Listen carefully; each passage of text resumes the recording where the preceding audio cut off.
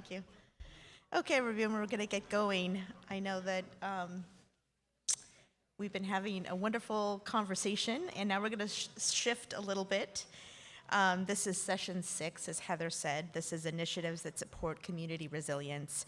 And my name is Aranzazu Lascurain. I'm with the NOAA's Office for Coastal Management. And hopefully we're going to be having an in-depth, super engaged conversation with our panelists this morning. But first, I just wanted to give a couple thanks. I want to thank Jeff Morris and Jen Hilburn, who crafted this amazing panel for you this morning. So I just wanted to thank you both. And then also to thank Heather, because it was such an inspiring day yesterday. And to really set the tone with Reverend Durley was just fantastic, really. That energy and passion and inspiration was fantastic.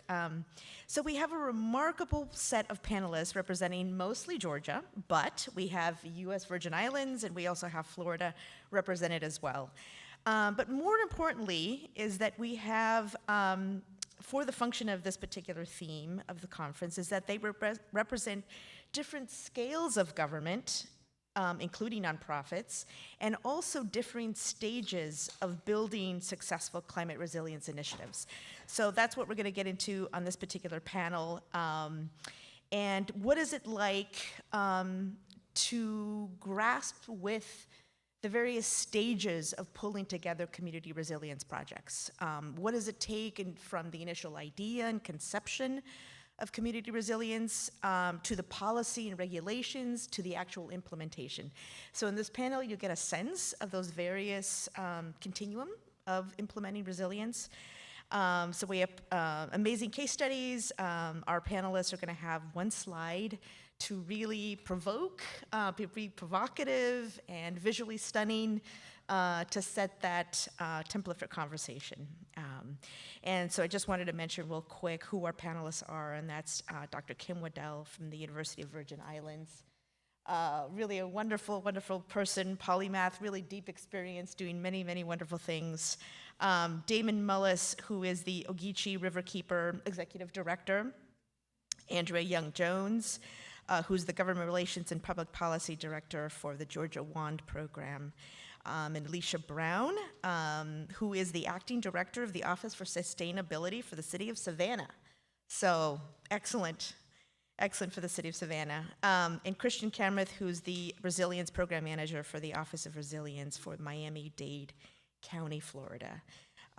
So we will start off with Kim, and then I will segue to the rest of the panelists. Thank you, Kim.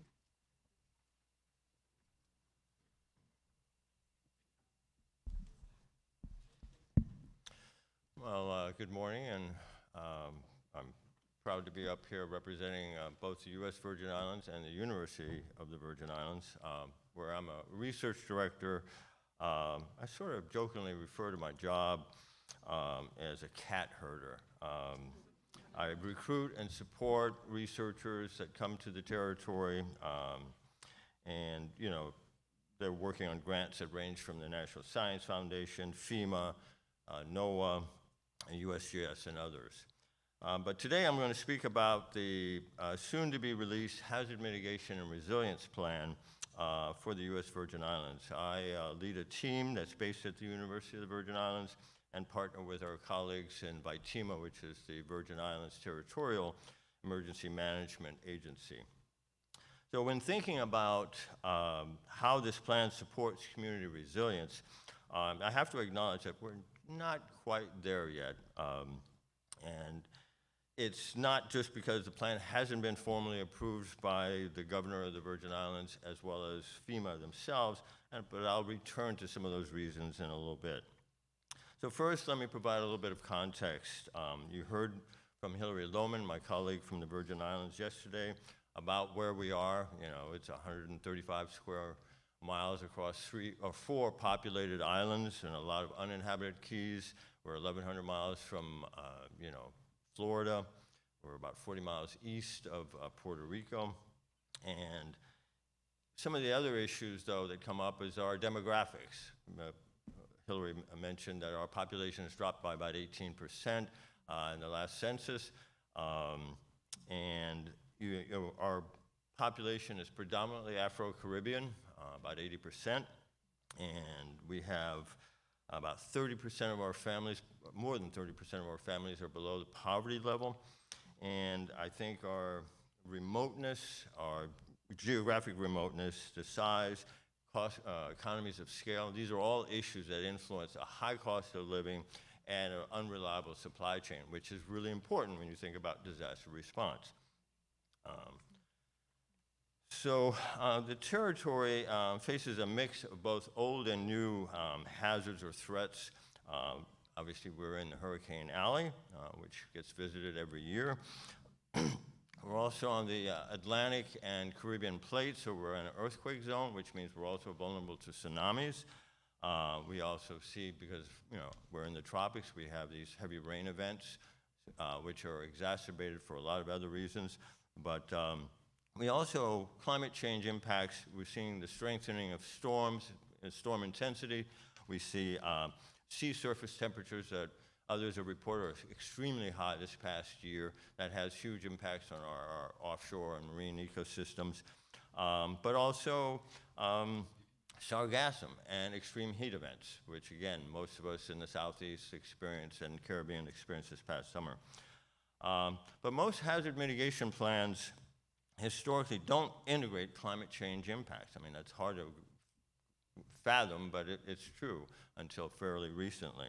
And so the USVI will be one of the first, among the first that have integrated climate change impacts as a source or an exacerbates risk as we know it.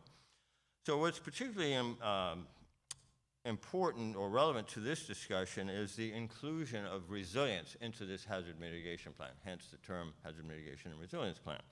And it's really that resilience thinking into the planning effort is what has really increased the time that it's taken to prepare this plan, but also the research and information that needs to inform that process. So resilience, takes the hazard mitigation plan well beyond the traditional identification of risks and hazards, the development of risk-reducing strategies, and then even figuring out how to mitigate those issues or those threats. And then you want to fold in the identification of underlying conditions of the systems, the infrastructure of the institutions, and that's a huge piece of this challenge. And then after you've done all that, then you have to think about how to build in resilience into your community, into your systems, et cetera, et cetera.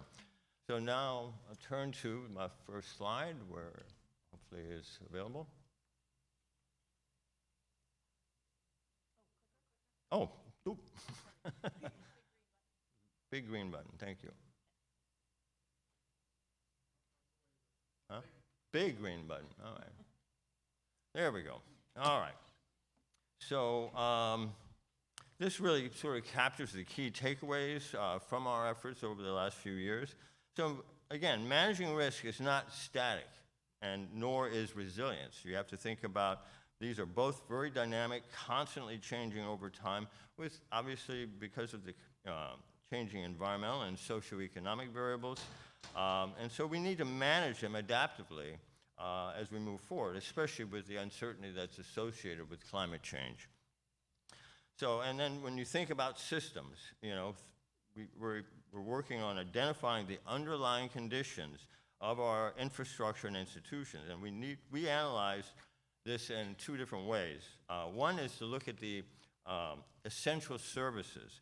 These are that the communities rely on. This is housing, healthcare, education, and these are the services that support the workforce that operate and manage the traditional critical infrastructure like the energy sector, transportation, communications, government functions, et cetera. And these are areas that are, most government and disaster responders and FEMA, they focus on that critical infrastructure. But you have to look at both the essential services and the critical infrastructure if you really hope to build and sustain resilience in these communities. So in short, if your communities aren't getting these essential services, you lose your workforce. There's better jobs, higher pay, more resources, more amenities. If life is hard on a daily basis, professionals that are especially involved in this type of work are not, it's hard to recruit them and it's hard to keep them. And so I think you have to think about what it takes to sustain that workforce if you want to have a resilient system. So the third element of the, a resilient place, city, or territory is this issue of governance. And I think, and Hillary knows this by painfully so, this is one of the hardest aspects to overcome and deal with. It's not just in the Virgin Islands, it's in places like Puerto Rico, Guam, American Samoa, and even some of the more remote parts, non-continental US, Hawaii and Alaska, for example, have similar challenges in this regard.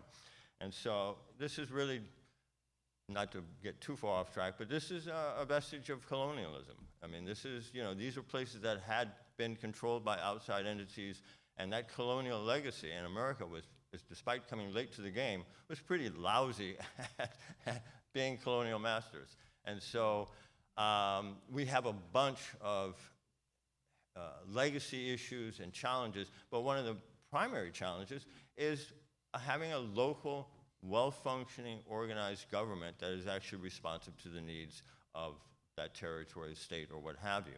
And that is fundamentally, when I think about taking this plan to the next step, how do I get this government who's been somewhat reluctant and somewhat sensitive to some of the criticisms that I've alluded to here, but are detailed in this plan? You have to face your realities about these, for example, these essential services. If you don't face that, all this other stuff is just, a waste, not a waste of time, that's too harsh. But the fact is, you have to deal with that. And so the government is really, they're interested in just building, replacing, as is or as it was before. And as we've heard repeatedly, we want to build it back better. We have to think about these longer term. It takes more time to understand the resilience of a place. It takes more energy, and it takes political will. And all of those things are often in short supply. So I don't want to belabor this point, but this all comes back to the workforce capacity within the government, across the territory, to meet the challenges that an HMRP, a Hazard Mitigation Resilience Plan, has to offer. So I'll stop there.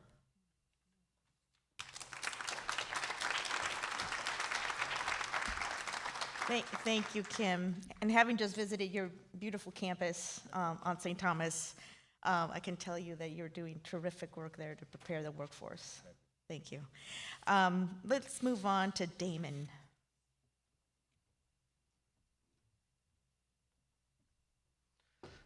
Thank you guys for inviting me here today. Again, my name is Damon Mullis. I'm the Riverkeeper and Executive Director at Ogeechee Riverkeeper. And big green button. Yeah, here we go. There's our logo there. I'm going to talk about a project we're involved in Hancock County, Georgia. So if you drive about 2.5 hours northwest of here, you'll be in Hancock County, more or less. Hancock County is a rural county, only has about 8,500 residents. 75% of the residents are African American, and 30% of the population lives below the poverty line. In Hancock County, they have a vast reserve of granite underneath them, and quarries, rock quarries, is one of the major economic drivers there. The picture on your far right is an aerial view of one of those quarries. These are just massive, giant operations. If you look kind of at the bottom, you'll be able to see the trees. So the trees are, 70, 80, 90 feet. So it kind of shows kind of the scale of how massive these operations are. A lot of blasting and dynamite, big machineries grinding up rock, lots of trucks, vibrations, noise, dust, air pollution. They really have a big impact on the local environment and the local communities.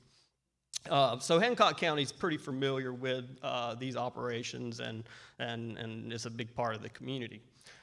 So one cold December day, I got a call from a woman from Hancock County, and she says, I need the Riverkeeper to help me. And we get these calls a lot, right?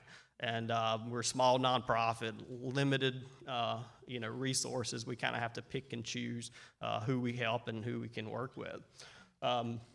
So I said, well, tell me what you're dealing with. And she said, there's a rock quarry proposal on 1,500 acres. 500 acres will be the phase one. And she started going through her laundry list of concerns and why we should get involved. It's this close to the river. There's groundwater implications, this, that. And she said, one side of the proposed site is this major tributary to the Ogeechee River, and then on the other side is this a community of 50 houses or 50 households, Section 8. I said, say that again? And she goes, yeah, so right next bordering the proposed site is a community of 50 houses, approximately 200 plus people, all Section 8, and they'll be, right beside it. And I said, well, if that's the case, then we will do everything in our power to support that community and stop this mine, or quarry. So the bottom left is the playground for this community. It's called Mayfield Properties. And if you look at this tree line, that would be the proposed quarry site. That's how close it would be to these residents. And she says, great, I'm glad you guys can help because we need you. The commission's voting in less than 2 weeks, and they're all on board. And I remember it was a December day because I had some use or lose vacation time that I was planning on taking. And I remember when I hung up the phone, my next phone call was to my wife to tell her that I would not be taking that time off. It's a small price to pay, but the things you remember. So within 48 hours, we hired a law firm, environmental law firm, and started looking into the issue and getting the engineers. I started making phone calls to the commissioners, got on the phone with most of them, and what she said was everything she told me was completely true. They're all in 100% support. Quarries in Hancock County is just something they accept. And later we found out that the county attorney had kind of advised them that they really couldn't turn down their proposal because then they would get sued, and they really didn't have the justification to fend off a lawsuit. So the commissioners really didn't feel like they had a choice. That hey, that they submit the paperwork, we will approve it if everything's in order. So the first thing we had to do was delay that vote because we didn't have time to do our work. The commission was not receptive to any of our arguments. And as a tip, usually these rural counties don't abide by their own rules and regulations for public meeting notices or signage or agenda notifications and a lot of other things. So procedurally, we were able to postpone a vote. And we were able to do that for several months because of procedural mistakes that the county and their attorney made. And this is also happening during the COVID pandemic, so there were some COVID issues. So we were able to delay the commission vote for about 3 months, and that gave us time to do our work. And so we hired experts on everything from groundwater to dust to traffic to infrastructure to the vibration. I mean, all the concerns you can think of. And 3 months later, we got a unanimous vote down on the right that this quarry was denied by the commission. So, through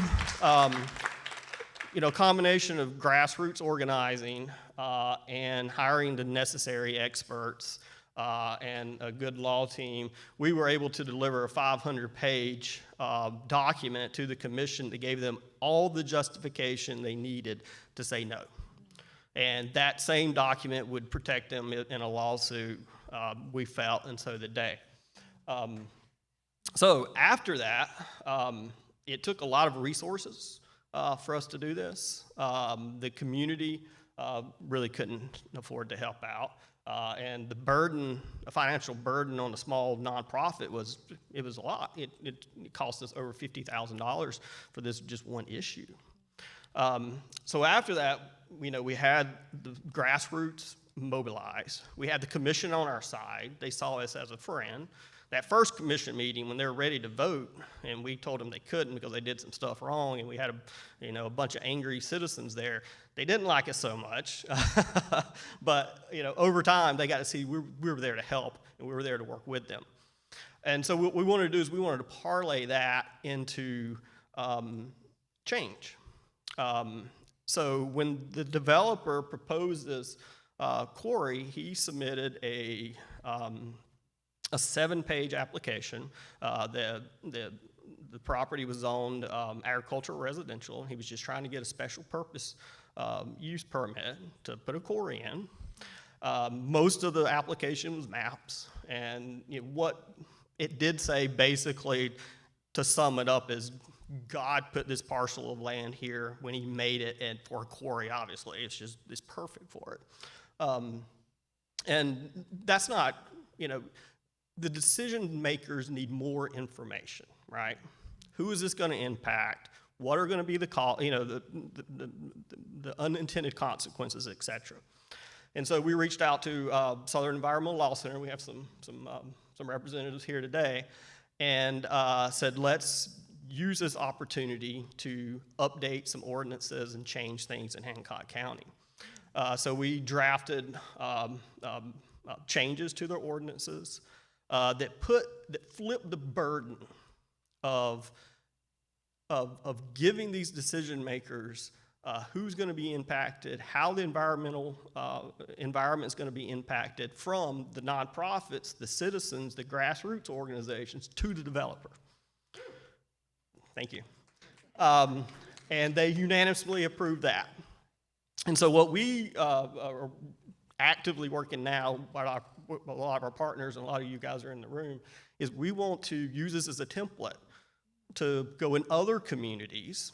So when they want to build this warehouse, the developer in his application should be required to say, this is how my development will impact flooding. This is how my development will impact salt marsh migration.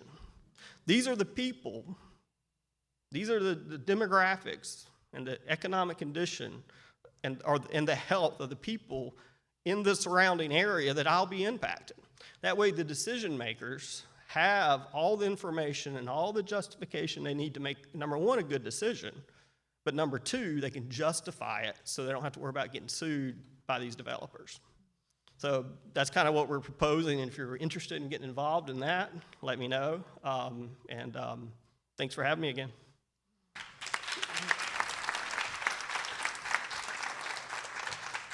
Yeah, phenomenal story, Damon. Thank you. And so get your questions ready for Damon and for Kim regarding the many steps that they've taken towards resilience. Now we're going to hear from Andrea Young-Jones from Georgia Wand. Thank you so much for having me. I'm Andrea Young-Jones, Government Relations and Policy Director for Georgia Wand, Women's Actions for New Directions. We are based in Atlanta, Georgia, but then we also have an office in Waynesboro, Georgia, which is in Burke County. And let me say that up front in public that we want to work with you on that cumulative impact statement that needs to happen. That's something that we are trying to push for Georgia Wand in the Georgia General Assembly in terms of the Environmental Justice Act. So, but let me go ahead and go do this right quick, and then we'll talk about that later. So.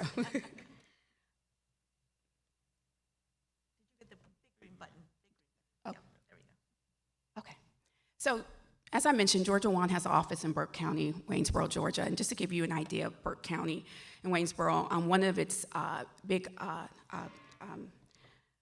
industries is the Plant Vogtle, which is the nuclear power plant that just constructed 2 new nuclear reactors. And so one of the things that we have partnered with the organizations called the Burke County Organizing Project is to partner with them on emergency preparedness and resiliency. We are drilling down and taking some of the studies that people are doing, like yourselves, and seeing how they impact people on the ground. You can see some of the pictures that we have here in terms of the work that we're doing within community residents. One of the things that we are trying to do is inform residents on what they need in their house. You would be amazed at some things that people might not know that they need in their house. in order to address emergencies, right? Flashlights, batteries, having batteries for flashlights. Also, making sure that you know your evacuation route, making sure you have direct numbers of public safety, because sometimes during an emergency, 911 is not available. Also, we are preparing them for certain things like earthquakes or facility meltdown at Plant Vogtle, whether that would happen for the nuclear plant. We partner with the Emergency Management Authority to bring them to the people so they can meet them, they can get to know them, they can give them information, and they can actually have some connectivity there. We also partner with the CSRA, EOA, which is the Economic Opportunity Authority, to help with weatherization. One of the things, and I'm sure I'm preaching to the choir here, is that there are a lot of older homes in these areas. And when you think about weatherization, when you go out there and you say, okay, we're gonna caulk this and we're gonna do this, and then you see the homes and you see, well, I'm gonna caulk this, but look at this roof.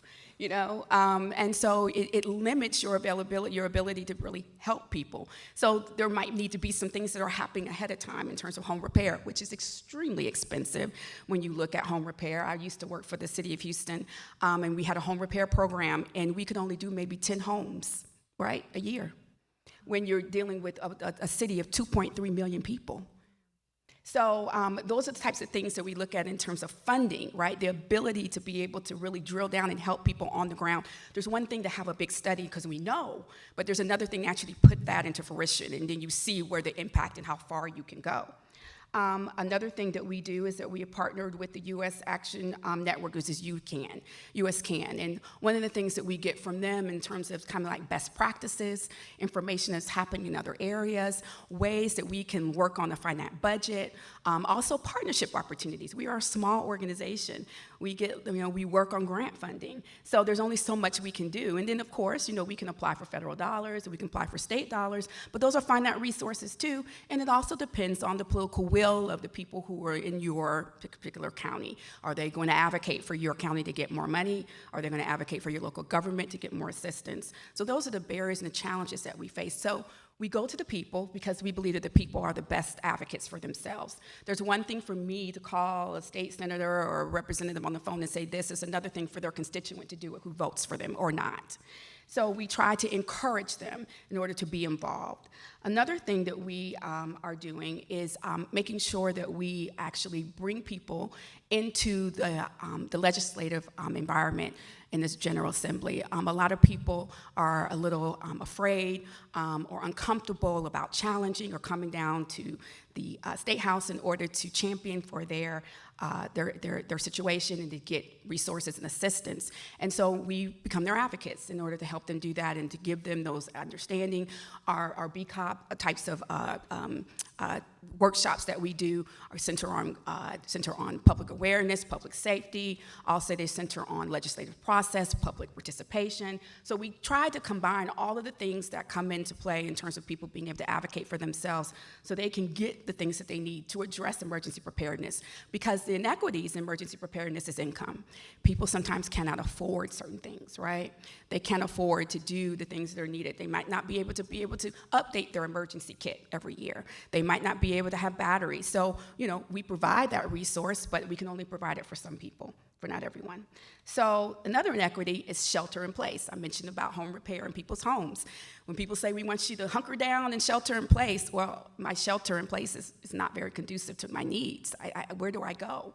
I can't leave Burke County. I can't travel that far. I can't go to Augusta. So where do we go? So yesterday there was a really good panel discussion about resiliency centers. And one of the questions I asked, what can we do in our state or what can we do in our nation to address resiliency centers, to have those areas in different places so people will be able to go there who cannot leave. Also the quality of water. A lot of people think about in terms of infrastructure. I know that the IRA came out in terms of infrastructure grant that the Biden administration did, and Georgia has really done a really good job, and some of the nonprofits have done a good job in trying to get people to apply for that funding and getting involved in it. But you also need local officials to do that, and a lot of these small government local official agencies, they don't have the capacity to do that, right? They don't have grant writers there. And so we can come in and step in and help as we can, but we have finite and limited resources as well. So partnerships and the ability to be able to educate people to help advocate for themselves really meets the need in terms of expanding resiliency and building those types of situations where people are prepared for natural and man-made disasters, right? Because, we also have natural disasters that come through storms, but there are also man-made disasters, as I mentioned about Plant Vogel, that could happen. So that's my study. That's what we're doing, and I really appreciate you all giving me the opportunity to come and speak about that. Thank you.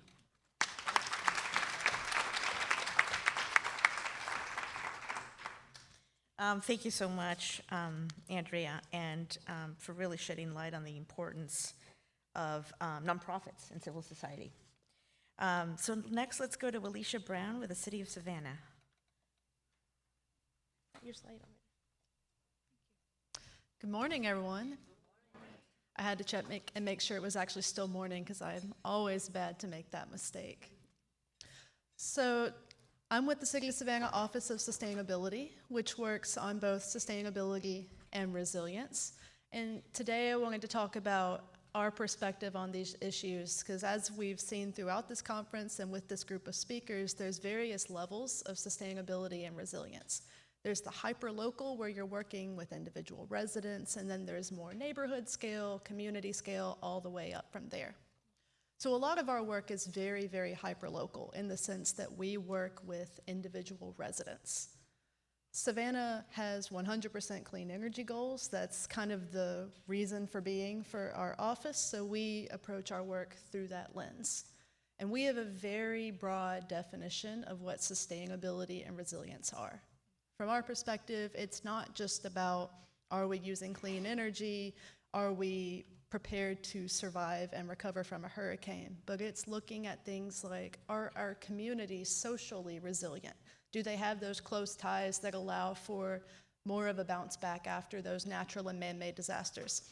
And the reason I emphasize that is if you've ever lived through a hurricane, which I lived through Hurricane Katrina in Mississippi, what's so important after a storm is having that close social cohesion where someone gets their chainsaw out and they come out and they get the tree off your house and then you go help them get the tree off theirs. We're also talking about financial resilience because if you live in an area with hurricanes, you know that evacuating is not cheap. Losing all the food in your fridge is not cheap. Being able to even get shutters for your windows and all those batteries for your emergency kit, like that's not something that's affordable. So the best way to make people resilient in the classical sense is to make sure that they're financially resilient. So as you can see from my slide up there, first map that you see with all the colors is one of the best proxies I have for Savannah's economic conditions. So this is a map of energy burden, which for those of you who don't know is the percentage of your income that is dedicated to energy, in this case electric and gas. So the dark red, the purple, the maroon, all of that is varying degrees of energy burden, which can be anything above 6% of your income, but if you look at the two purple tracks up there, those are north of 20%. So imagine, 1 in every $5 you make, and this is gross income, 1 in every $5 going to energy. It's absolutely just impossible to do anything in that case. You cannot have any degree of security. So this is what we're dealing with in Savannah, is some pretty severe energy burdens, which of course also were accompanied by rent burdens, also accompanied by a lack of transportation access. So with my department, we're really focused on how we can help people out of those kind of situations. So we have a picture over here in the bottom left that is from our solar workforce training program. We are working with unemployed, underemployed, and returning Savannians to get stable jobs in the solar industry. So this started off with, we're putting solar on city buildings, and we made sure that our contractor trained workers and then employed them on the project. And then we wanted to make sure that the benefits of solar were available to our residents as well. So in the top left corner, you'll see the very first home that participated in our Georgia Bright Solar program, which is available across Georgia to households making under $100,000. You can lease solar panels with or without battery storage at a cost below what the solar panels will be in a monthly lease. So for example, you might have a monthly lease of $50, but you're saving $80 a month for a net savings of $30. The couple up there, the first to participate in the program, is getting solar and battery storage, and the gentleman in the picture is medically dependent on a CPAP. So it's got a battery backup, but if you lose power for 3 days during a hurricane, you're out of luck. You're having to try and get out of your house and go find a place to charge that piece of equipment. But now he doesn't have to do that. And there's many people who rely on equipment that's much more essential than a CPAP, like at-home dialysis machines, oxygen, artificial hearts. I mean, there's a lot of medical equipment that has to be charged. So that's a form of resilience we're focusing on, is do you have what you need to treat your medical condition during a disruption? I mean, that could be the COVID pandemic as well. So the next thing on the horizon for us is something similar to what Georgia One is working on. We're really big on weatherization and making sure that those energy bills are not a hazard to your health and they're not a hazard to your financial security. So the city just recently got a $1 million EPA grant to do some of that weatherization work and specifically fill in the gaps that remain. As we know, sometimes the utility has a program, sometimes the federal government has programs, and those are awesome, but there's so many people that get left out. People in apartments, that's a huge gap. People who have homes that are in bad condition. People who fall into the benefits gap. Most of those programs cut off at 200% of the federal poverty level, but if you've looked at the rents in Savannah lately, to think that you can live on even 300% of the federal poverty level is a joke. So thinking about how we can plug those gaps. A lot of it, to Andrea's point, is those partnerships. The Georgia Bright Solar program that I was telling you about, that's a partnership with a community development financial institution, which is certified by the U.S. Treasury to provide financial products in communities that are typically overlooked. That's not something that local governments and nonprofit organizations always think to partner with, because some of those organizations, maybe they've never done anything with clean energy before, or EVs, or whatever kind of project that you want to pursue. But there's resources out there to train up those organizations, and it really does take having that bold idea and bringing different forms of expertise together to get a program that can solve an issue. And then one more thing on the horizon for us. There's been a lot of discussion among the different speakers today about political will. In fact, I think everyone up here has talked about political will. This is Georgia. We know it's not an area that really believes in helping the poor as much, only in certain circumstances. We know it's not a state that's necessarily believing in climate change and the impacts that come from that. So you have to find creative ways to get your projects across. So thinking about those two birds with one stone kind of projects is critical for an organization like mine. So something that we're working on that was also mentioned today is resilience hubs or resilience spaces, like where you can have backup power, where you can come and get workshops on, what's covered in my homeowner's insurance? What is a deductible and when do I pay it? Those are kinds of questions that we need to know to be resilient. And Savannah wants to establish those resilience hubs with solar and storage and EV car shares, so you don't have to own an individual vehicle to get those things that you need. So there's a lot of opportunity in this space with resilience and a lot of creative ways to think about it. And there's so much more to do. I mean, we're just getting started on things like green infrastructure. But sometimes it has to start local, and it has to start with seeing what people need and not always going for the obvious answers. Like, it's not just, let's offer a workforce training program. Sometimes you have to offer the childcare, the transportation.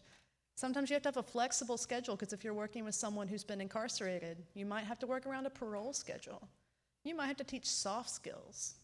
So that hyperlocal approach that we're taking is such an important role that gets overlooked. And we're just getting started. Thank you.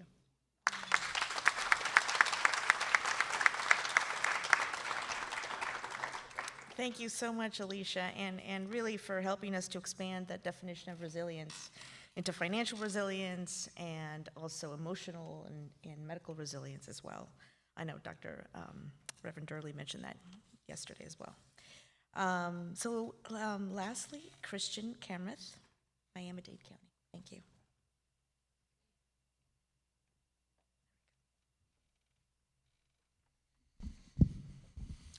All right, thank you so much. I feel just really honored to be up on this panel. I'm so inspired by everything I've heard so far from this group. So thank you, Heather, and the SCDRP group for allowing me to come here to talk a bit today about Miami-Dade County and our Office of Resilience work. I'm here on behalf of Jim Murley, our Chief Resilience Officer, who's been a supporter of this organization for a long time. I think because he recognized what this regional peer learning sort of group can understand. And so I'm really proud to have also been involved, even as a grad student, going back to 2018, helping facilitate some of the early workshops of this group. And it's incredible to see how it's grown. I haven't had a chance to look, but I really can't wait to look at the graphic visuals in the back summarizing what we've heard so far. So I was asked to talk today, I'm Christian Kamrath, right? I'm a resilience program manager for our sea level rise adaptation team in Miami-Dade County, and I was asked to talk a little bit about, how did this county Office of Resilience, which I haven't checked, but I'd say at this point we might be the most well-staffed local Office of Resilience in the Southeast. We have, when I started in 2019, I think there was about 10 or 12 folks. Now we have about 25 people. And I would say, coming back to one of my friend's terms of being a cat herder, one that I like to use is as a chaos coordinator, because it feels, there's something to be said of having too many cooks in the kitchen. There's so much going on. There's so much opportunity. There's so much need. And to have enough people to coordinate across the disciplines, across the departments, for us, it's very much about across jurisdictions. We have 2.8 million people in the county, 34 municipalities, and about 1 million of the people in our county are in unincorporated Miami-Dade County. So we act both as a county that has services and infrastructure and programs that extend throughout the municipalities, but also we sort of act as our own municipality working with the unincorporated areas. So we serve this interesting role between a lot of that really hyper-local scale, which we do touch at a block by block level in our unincorporated areas, to working with our municipalities, large and small, to the South Florida Water Management District, which you got to hear yesterday from my colleague Kim Brown about the various regional partnerships and work that the county does with folks like the South Florida Water Management District. What I've put up on the slide here today is kind of like, where we are today. It's just a snapshot, and it kind of is from a lens of sea level rise and adaptation. We have these strategies on the bottom left, right? There's been some form of an Office of Sustainability or Office of Resilience for almost 15 years now, and a lot of that is tied to the growth of that regional climate compact that was also started a while ago. And a lot of it comes not just from staff or elected officials saying, we think this is a growing issue. We're seeing more flooding and so forth. But it was the grassroots organizations, neighborhoods, and folks like the Clio Institute, one of the best sort of climate education groups that I've ever seen, doing really impressive programming led by a former principal working in the county. And it was those collective voices that really were holding the local government accountable and sort of pushing for more resources. It's every other week, and it's been going on for 10, 20 years, how we just have this glaring spotlight on Miami because we're the highest risk for XYZ in the world. We have the greatest wealth inequality compared to most cities. We're the most unaffordable based on home, housing, and wages in the area. So it's multiple crises, and it feels chaotic at times. But what these strategies and plans do is help bring it together in one place, right? Because it's hard to take action if there's not some kind of coherent framework, understanding who are the players and the partners. And a lot was sort of, there was a big acceleration as part of the 100 Resilient Cities program, where we at the county became one of the first, first counties that got a chief resilience officer, but it wasn't just the county, it was a close partnership with two of our largest cities, the city of Miami and the city of Miami Beach, to have a greater Miami and the beaches resilient 305 strategy that did look beyond just typical, infrastructure and sort of hard aspects that the community was facing, but the softer, the social services and other things that were needed. And we're coming up on a 5-year anniversary for that program. But since then, and really as part of the election of our first female mayor, Daniela Levine Cava, a true climate and equity champion, we've put out these various strategies. I helped co-author, along with others, through a lot of community engagement, our first sea level rise strategy. That was 2021. So that was really the first time we had seen all of these elements together of what is Miami-Dade County looking to do? What is the vision for living with more water? And that's what that top right image sort of shows. These are 5 different adaptation approaches, building on what we learned from our barrier islands, from the Florida Keys, from other parts of Florida, how to look at green and blue infrastructure and strategies. But the point is, it's taken a lot of work, right, to just develop these plans, but we've set ourselves up really well to take advantage of these funding opportunities, because we can point to Action 3.2 in this plan that's addressing this need based on this engagement and this work that we've done. So it's something to be said for good planning. Now the implementation and the monitoring of those plans, right? That's a whole nother story, right? To put it together and to actually operationalize it, to get it going, that's hard work. And it's what I've seen, and I have a lot of hope to be able to get this done a little better, is through the mayor's leadership, creating new governance structures within the county to allow a more horizontal sort of organization, a shared leadership approach. There's some folks that the mayor has been working with for decades now, sort of personal life coaches and teachers of hers who work with organizations and governance to help advance these ambitious goals for equity and climate and so on.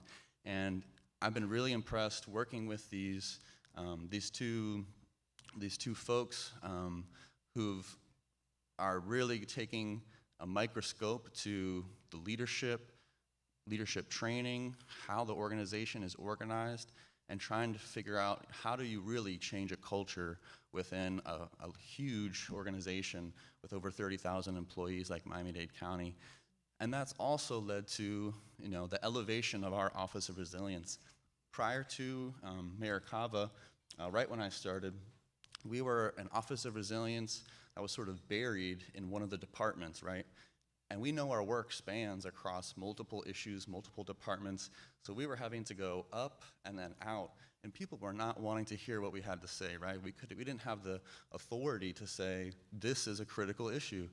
And we got elevated to be more adjacent to the mayor's office, having that kind of support, and then her adding and beefing up what was a division of emergency management, represented by Maggie, who's here today with us, now to a department of emergency management, and adding additional resilience staff within the Department of Emergency Management, because you can't just have one local mitigation strategy coordinator for a county as big as Miami-Dade trying to go after all of these hazard mitigation funds, all of these FEMA funds, all of these dollars.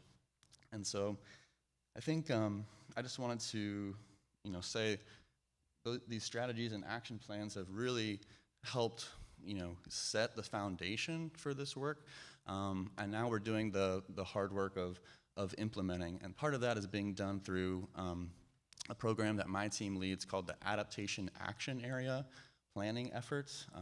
This photo of flooding in the back is one I took from last year in our Biscayne Canal adaptation action area, several miles inland, definitely not too close to any water bodies.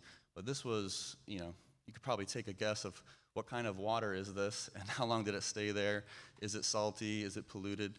In this case, it was a compound flooding issue, right? This was mostly rainfall, but higher canal and tide levels made it harder for it to drain.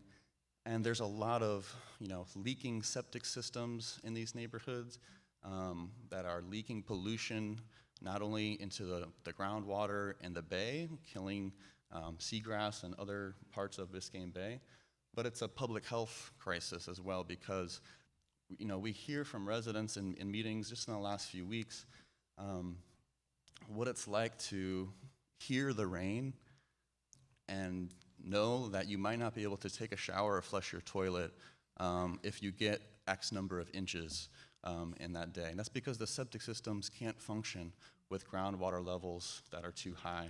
And so there's a really ambitious program called the Connect to Protect program from our Water and Sewer Department that's looking at these most vulnerable low-income areas to take out those septic systems and get folks onto the sewer system.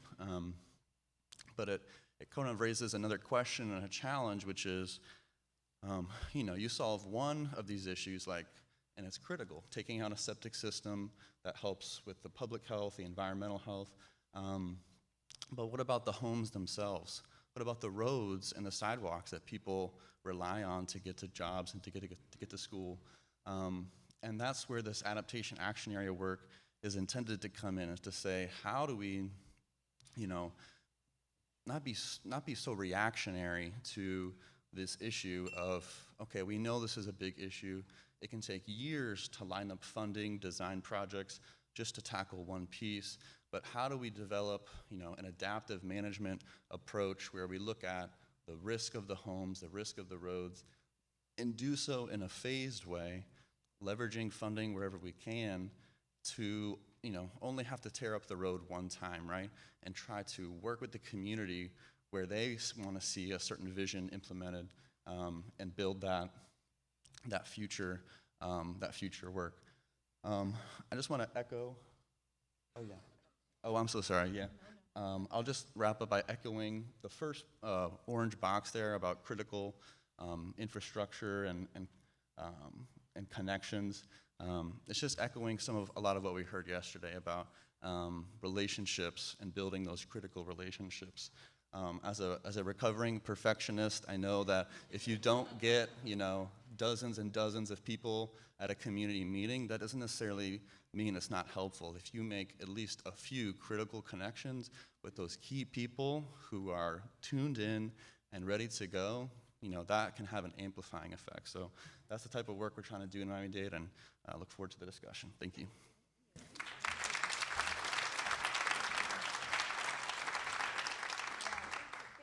Much for just a phenomenal range of activities, as you can all see, different scales, big scale, county level scale, city scale, NGO scale, territorial scale, and challenges. So we just really want to open it up, please. I know you've got lots of questions. We've got some questions here, but please dig in a little deep with some of the panelists. Any questions out there now? Yes, please. I don't have a question, but I'll have a comment. This morning, we've been living at the Cambria, which is a hotel about maybe 3 blocks away.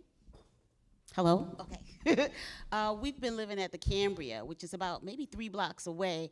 And this morning, I ate breakfast with a team of, I don't know what their professional names are, but they're miners. And they were brought here by the city of Savannah to give a training on mining. So when I saw your presentation, I wasn't really familiar with quarries and all that stuff, but we're from the Columbia, South Carolina area, and we've been having some problems with the Elgin-Lugoff area. And we have miners there, and ever since the miners came, we've been having earthquakes in that area. So when I spoke to the gentleman this morning when we were all talking at breakfast, They were brought here specifically. I wish I had gotten more information, but I really wasn't thinking at the time until you did your presentation. And I was like, okay, some firm is actually bringing them here from Portugal because most of them couldn't speak English. They had two that could, to train, to do, I guess, like a conference like this, to train a group of people to, I guess, do some work in the local area. So I just wanted to add that. It was at the Cambria, but I didn't get as much information as I wish I had now. But just know that there is something coming down the pike. If they're bringing these people all the way from Portugal to Savannah, then there has to be some type of plan in place. So I just wanted to add that. Yeah, thank you. Thank you so much. Do you know about this, Damon? Do you know about this? I coming do down? not, no. I'll look into it, though. Yeah, yeah. Oh, please. Please, Hillary, yes. Oh my gosh, thank you. Thank you guys very much.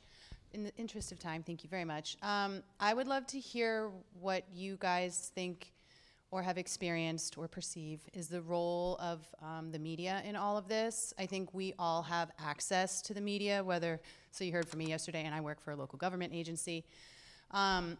So like people who are doing really hard work and people who could do improved work, everyone has access to the media and people care about it, right? So I just didn't know if you guys had experience with, like, and almost even another way you could approach it if you chose was like, how impressed are you or not with the way that the media is covering everything from what you see being done to what you'd like to see more of or done differently? So any way to tackle that? Thank you. Yeah, would you like to take that? Andrea, yeah. Can you hear me?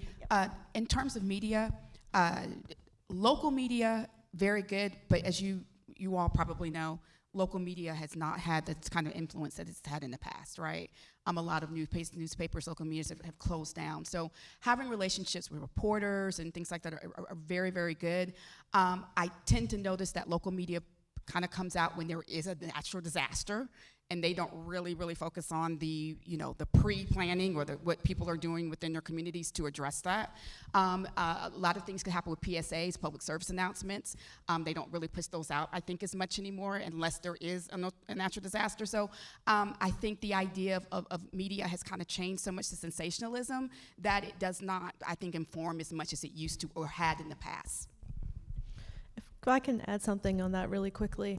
I'm sitting here looking at Mary Landers. Hi. Thank you for being here. So I was going to say somewhat similar. Local media is really good at coming out and covering the good work that we're trying to do and different things that are happening in the community. But a gap that I see is accountability. And I think that goes not only for local governments like mine, but also there's a lot of businesses and corporations making big clean energy goals and all of these professions about being net zero and embracing equity and all of those kind of things. And what we're seeing in practice is that sustainability and equity are being embraced when it's easy and not in a way that actually moves things forward. So something that I would love to see is more, I don't want to say investigative type pieces, but asking these businesses, asking governments like mine, like why aren't you actually putting money into this? Why aren't you pushing on the hard stuff? There's an IRP going on right now at the Public Service Commission where Georgia Power wants to add gas to our industry here to power making electric vehicles and making solar panels, and that's not the point. You shouldn't be making electric vehicles with gas and coal. So asking more of the companies, why aren't you here opposing this? In the Virgin Islands, we're like everywhere else, we're losing our newspapers. And yet one of the things we've realized in getting the word out about our hazard mitigation plan or a lot of other activities is that you have different demographics that use different sources of media. And so for our oldest, citizens, it's the radio, believe it or not. But that's what it's been and what it continues to be, along with some newspapers. Then you have the online newspapers that, I think the 35 to 50-year-old demographic is probably going online to read about local events. And then finally, for the younger folks, they get their information, through social media. And so we have to, strategize different messages for different audiences. But ultimately, it comes back to how well did you get out into the public to talk about these things? You have to go to them, not wait for, And of course, we did a lot of this work during COVID, so it was a real challenge because you were doing webinars and things, Zoom calls and things like that. But that really makes assumptions about who has the technology to participate. So you have a lot of different things going on, but the fact is, there's a great response with, after a disaster, but that the underpinnings for the preparation, the mitigation of some of these hazards, just doesn't get people going, and you really have to keep reiterating it. It was much easier after the hurricanes of 2017 to raise awareness, but before 2017, we had gone like 15, 20 years without a major hurricane. I mean, it was just a non-issue. Oh, hurricane seasons come and go. After that, boom, everyone was perked up and aware because they were still repairing their homes. But it's just, you have to time it, with the realities of what people are dealing with. I mean, after COVID, it really changed the landscape. So there's all sorts of factors, but it's a tough work. You have to work with media, some form of media, if you want to get this message out. And I'll just say that the media, particularly at the local level, helps with grassroots movements. And two ways I can think of. One is just a boost in morale. Like when an article comes out about an issue, the local grassroots, folks, they kind of get a shot in the arm and, a little pep in their step, and people are paying attention and the word's getting out. And then number two is just awareness. Just getting the message out there.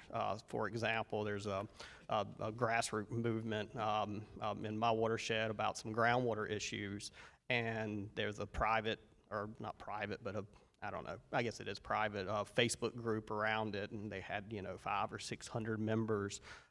There was a public meeting, and Mary Landers again, and some other folks reported on it, and within 3 days, that group went to like 3,000 because of the awareness. And so it really just kind of mobilizes and lifts up those grassroots organizations to getting that out there. And then the third is, the elected officials start paying attention, so. Yeah, well, thank you so much. I know we're probably a little bit over time, but, take this opportunity during lunch to have lunch with these folks, make alliances, make new friends. And I also just want to thank all of you for the work that you do and for uncovering the many unseen things that go before us. So thank you so much, everyone.